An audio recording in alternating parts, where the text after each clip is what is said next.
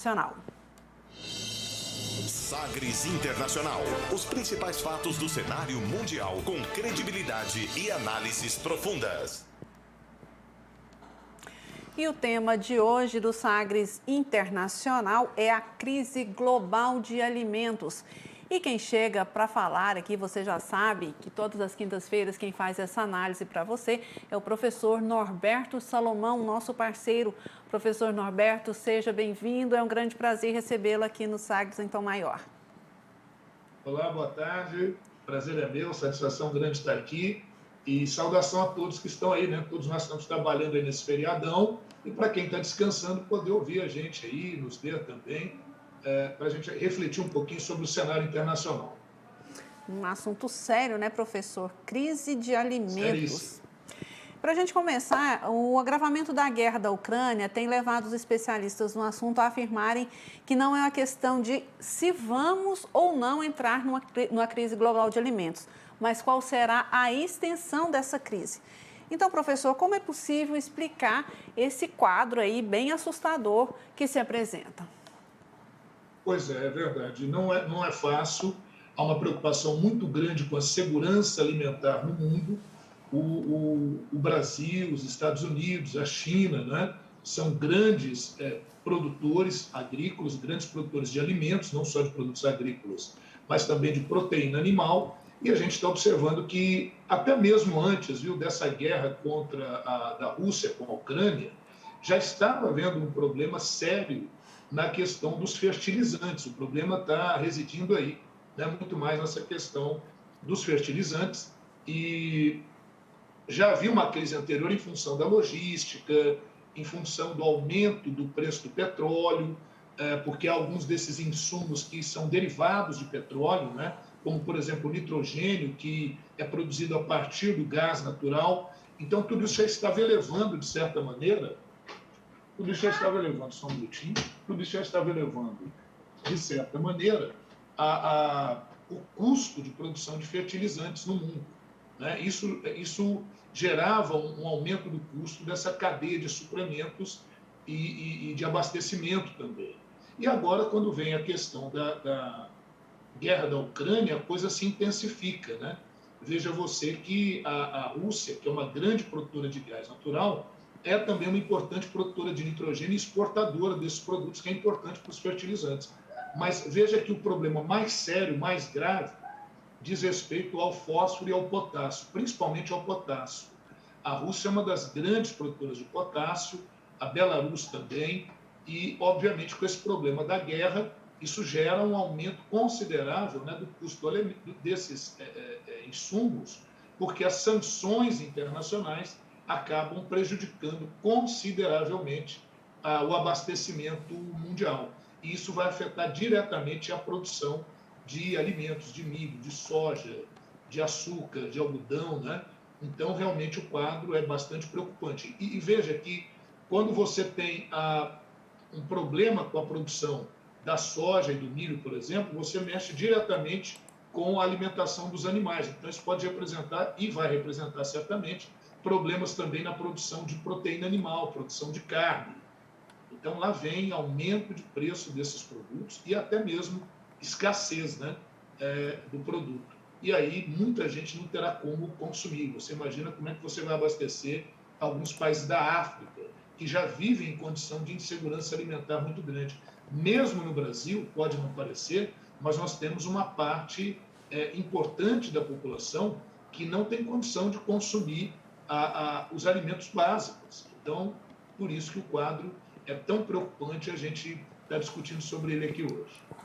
Então, professor, a grande questão, então, é essa questão dos fertilizantes, né?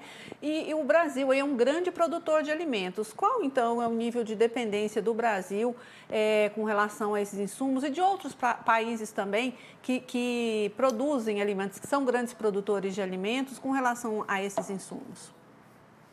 Pois é, veja, o Brasil, ele importa cerca de 80% dos fertilizantes que ele utiliza. E 23% desses fertilizantes vêm da Rússia. Entre 3% e 4% da Belarus, que são duas regiões que estão sendo aí sancionadas pesadamente. É uma forma de tentar asfixiar a economia da Rússia para que ela concorde em fazer um acordo de paz com a Ucrânia. Vai se pensar, mas não tem alternativas, não teria um outro fornecedor? Tem o Irã, tem o Canadá, tem o Marrocos, os próprios Estados Unidos, mas aí isso esbarra num problema muito sério de logística, né? Para se poder realizar a contento uma substituição a tempo disso. Então, esse, sem dúvida nenhuma, é o grande problema que a gente enfrenta aí. Os nossos solos, né, o solo brasileiro, ele é muito bom para a agricultura, mas ele não é rico em nutrientes, então ele tem essa limitação dos nutrientes. O Centro-Oeste, que é uma das áreas de expansão da agricultura do Brasil, principalmente da soja e do milho, oferece algumas condições muito interessantes, mas tem essa limitação com relação aos nutrientes. Então, nesse sentido, a gente pode dizer que o Brasil, ele por enquanto, é muito dependente, sim, da importação desses insumos. Um outro problema é que o Brasil ficou muitos anos, há 40 anos, nós não temos uma política efetiva para a questão da produção de fertilizantes no Brasil. Então, veja o que ocorre. Você teve, de um lado, um aumento considerável da produção e da exportação de alimentos pelo Brasil, mas a política governamental para a produção de insumos para fertilizantes e até mesmo para outras infraestruturas, como portos e estradas, não acompanhou efetivamente essa mesma condição. Então, por enquanto, o Brasil tem uma dependência muito grande nesse sentido. Esse é um problema, né? A curto prazo é muito difícil a gente resolver essa questão. Estamos conversando com o professor de História e Geopolítica, Norberto Salomão, que todas as quintas-feiras fala conosco, explica um pouco sobre questões aí no mundo, né, que estão acontecendo no mundo, e hoje nosso assunto é a crise global de alimentos. Professor, só falava dessa dependência. Por que o Brasil é tão dependente desses insumos, especialmente nesse caso desses que você citou da Rússia? Há uma possibilidade do Brasil se tornar autossuficiente na produção de fertilizantes? Pois é, a possibilidade existe, né? Muitos dizem que nós estamos aí agora até com uma janela de oportunidade para que o Brasil, por exemplo, passe a se dedicar mais a biofertilizantes, né? A fazer, articular as cadeias produtivas e a gente usar os dejetos da indústria, do próprio esgoto. Já é possível, já existe tecnologia para transformar isso em fertilizante. Então, o Brasil poderia estabelecer políticas mais efetivas nesse sentido. Só que, infelizmente, isso ainda vai demorar um pouquinho, porque o governo brasileiro agora que está falando, né, em estabelecer uma política para a produção de fertilizantes. Outra questão é que a Petrobras, ela abriu mão da produção de fertilizantes desde aquele período lá das denúncias da Lava Jato, que a Petrobras abriu mão da produção de fertilizantes. Então, isso acabou também prejudicando bastante. Então, por enquanto, a gente ainda é muito dependente disso. É possível estabelecer uma autossuficiência? Mas nós precisamos, por exemplo, de estudos geológicos mais aprofundados, de uma política mais séria na busca, por exemplo, de recursos. O Brasil provavelmente tem minas de potássio, né? Há indícios disso, mas é preciso fazer um estudo para ver a extensão, a capacidade de produção, né? Então, hoje está se falando muito na questão da amônia verde. A amônia é um dos elementos importantes na composição dos fertilizantes e ela é produzida a partir do nitrogênio. Esse nitrogênio poderia ser substituído pelo hidrogênio verde, que é produzido a partir da eletrólise da água, e isso seria uma forma ambientalmente correta de produção. Então, está se afirmando o seguinte, que o Brasil ele conseguiria, a médio e longo prazo, não só uma relativa autossuficiência nesse sentido, na questão dos fertilizantes, mas que seria possível também que o Brasil fizesse isso de uma forma bastante ambiental, né? Ambientalmente correta. Então, de repente, essa crise lá da Rússia e dos fertilizantes, está dando um empurrãozinho, está acelerando um processo no qual eu diria o Brasil estava bastante adormecido. Quem sabe está aí uma janela de oportunidades, né? Agora é preciso investir em pesquisa, investir em projetos de médio e longo prazo, essa deve ser a ideia, né? Torçamos aí para que isso possa acontecer. Então, possibilidades existem, mas precisa de tempo e precisa de investimentos também, professor? Precisa de tempo, precisa de investimento, precisa de interesse político, né? Porque isso é uma coisa que não aparece assim de imediato. A gente sabe que, infelizmente, no campo político, os administradores e os legisladores, eles gostam muito de coisas que apareçam e que possam demonstrar que eles estão trabalhando, que eles estão dando algum retorno. Então, esse é um trabalho de formiguinha que tem que ser feito. Veja você que o Brasil ele produz em apenas 4% das terras férteis que ele tem. Então, a gente tem uma capacidade de produção imensa, mas isso precisa ser acompanhado de pesquisa, precisa ser acompanhado, outro problema muito sério, de investimentos em infraestrutura, né? A condição portuária do Brasil, ela não é das melhores, nós temos problemas muito sérios aí. A questão das estradas, a questão dos modais de transporte. O Brasil ele fez uma opção predominante, absurdamente predominante, pelo transporte rodoviário. Então, você cobrir um país com as dimensões que o Brasil tem, com transporte rodoviário, isso eleva muito o custo. Não só a chegada dos insumos até as lavouras, mas da chegada do produto final, dos alimentos, de outros produtos. O Brasil tem que rever muito o seu custo, né, o famoso custo Brasil e os custos de produção e o custo logístico do país. A gente precisa, eu diria que, redesenhar, né, ou modular o Brasil, a política brasileira, as políticas econômicas brasileiras, porque elas, em muitos aspectos, em muitos setores, elas estão bastante ultrapassadas, bastante defasadas. Professor, e quais são as perspectivas, então, em termos de curto prazo aí para o Brasil nessa questão dos fertilizantes? Pois é, em curto prazo, né, como a gente já estava falando agora há pouco, o Brasil ainda depende muito mesmo dessa questão. Então, a gente está atrasado aí pelo menos 40 anos, como eu falei, porque não temos uma política muito efetiva nesse sentido.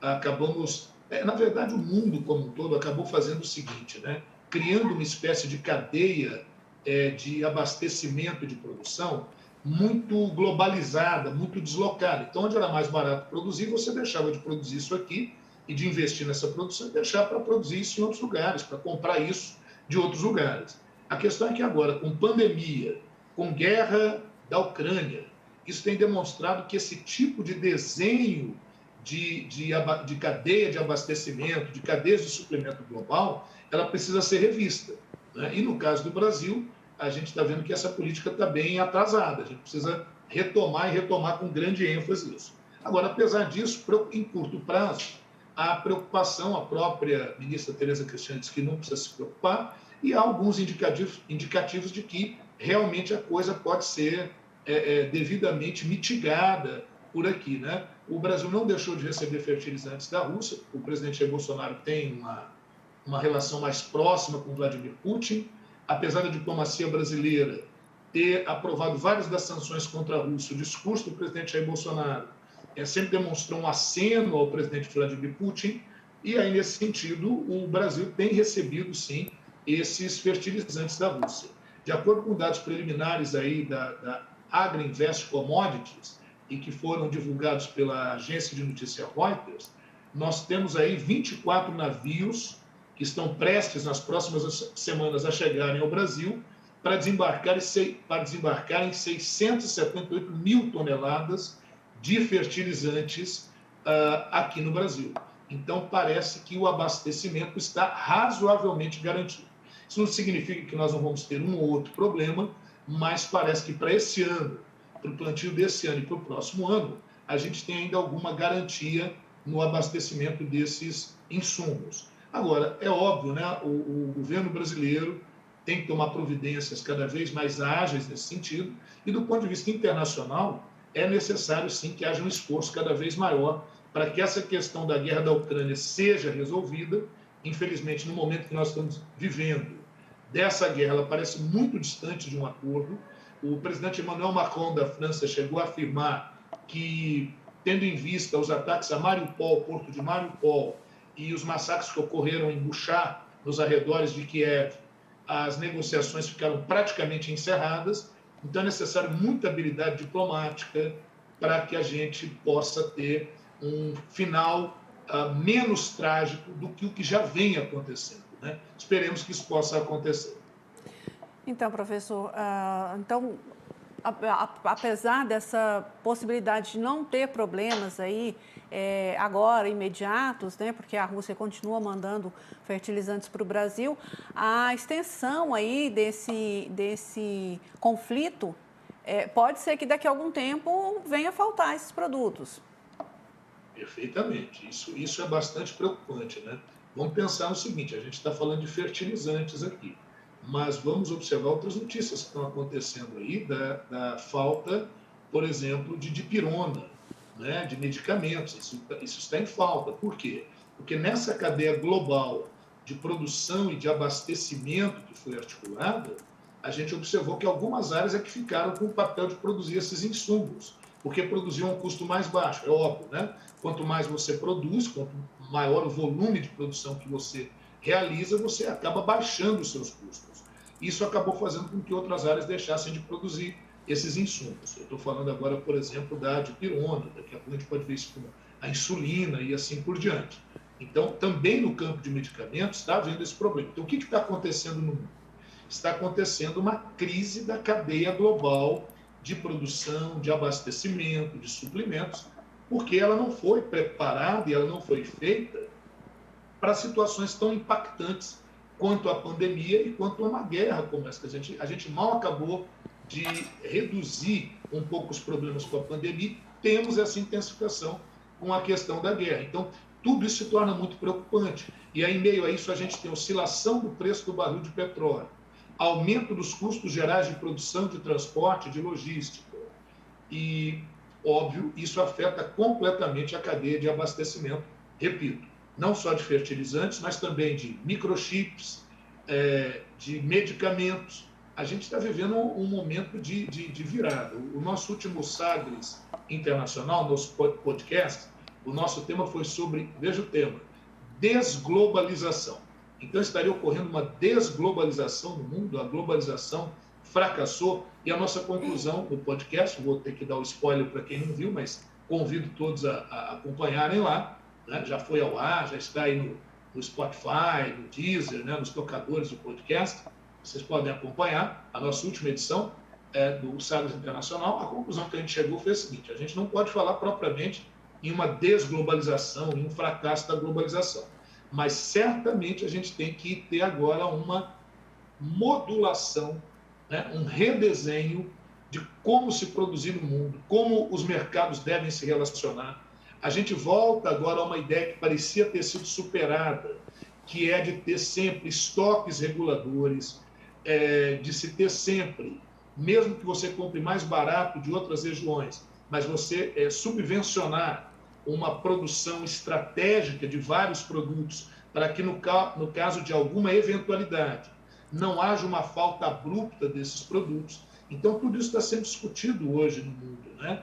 Esses dois grandes elementos, a pandemia e essa guerra agora lá na Ucrânia, estão fazendo repensar. Eu citaria até um terceiro elemento, né, que foi o Brexit, que foi a saída do Reino Unido da União Europeia. Então, eu diria que esses três elementos impactaram sobremaneira o que a gente chama de mundo globalizado, de nova ordem mundial, né, como a gente chamou ali no início dos anos 90, né, e final do século XX.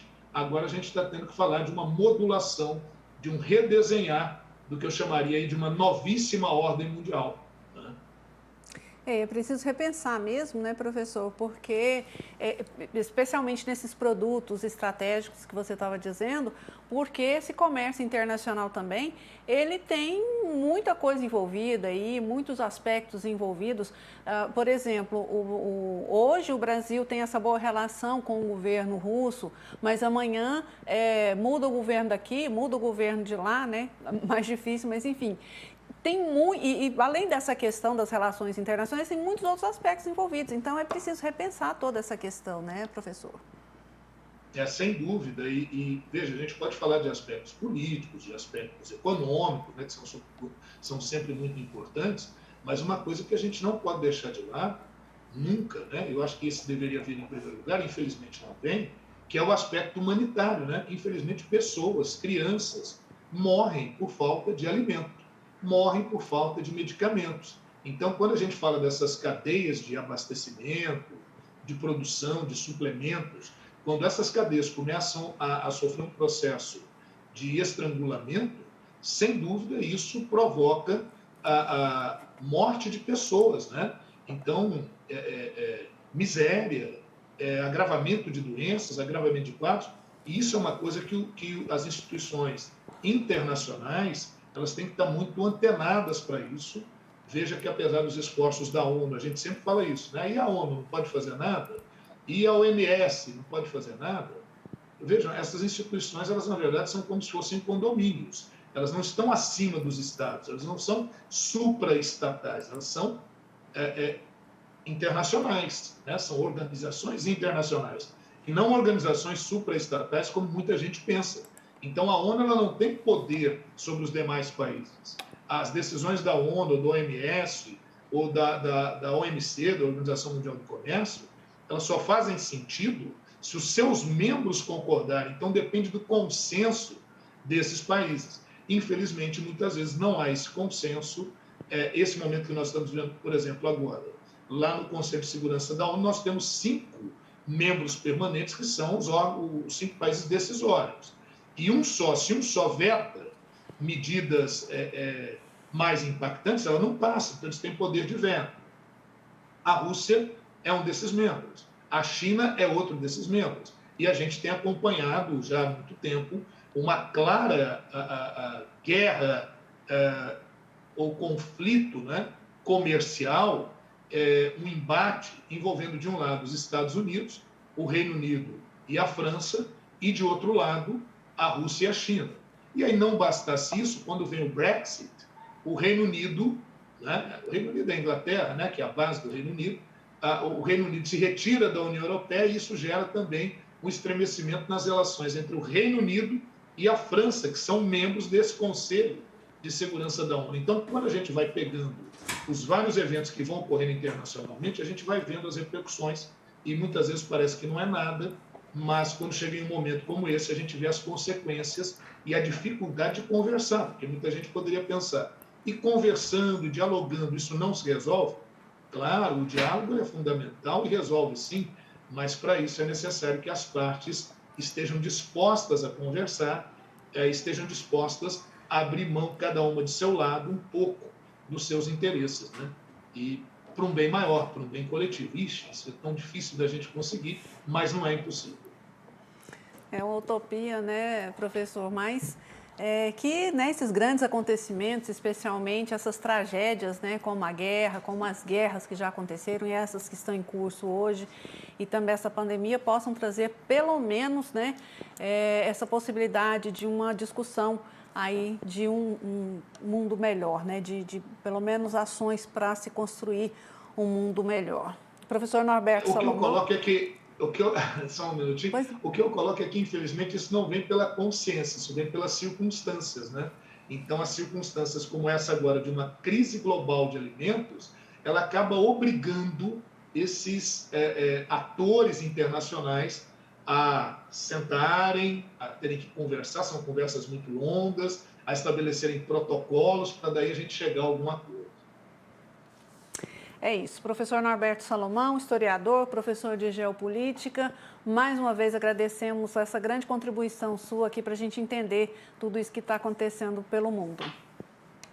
Eu que agradeço a atenção de todos, agradeço a todos aí do Sistema Sagres, nas mais variadas funções. A gente não fala nomes para não esquecer ninguém, mas todos sabem que desde ali do pessoal da limpeza até o pessoal da técnica, quem está aí atrás das câmeras, quem cuida da produção, né? Sem vocês não seria possível a gente levar essa informação, essas informações que a gente acha que são informações importantes para que a gente possa compreender um pouquinho mais o mundo. Muito obrigado a todos vocês e obrigado àqueles que estão nos acompanhando, que é a nossa finalidade, né? Atender a todos esses que estão aí nos acompanhando, nos dão a sua audiência, divulguem nosso trabalho, acompanhem nosso podcast, o Sagres Internacional. Muito obrigado a todos e até o nosso próximo encontro. Até, professor. Nós é que agradecemos essa parceria.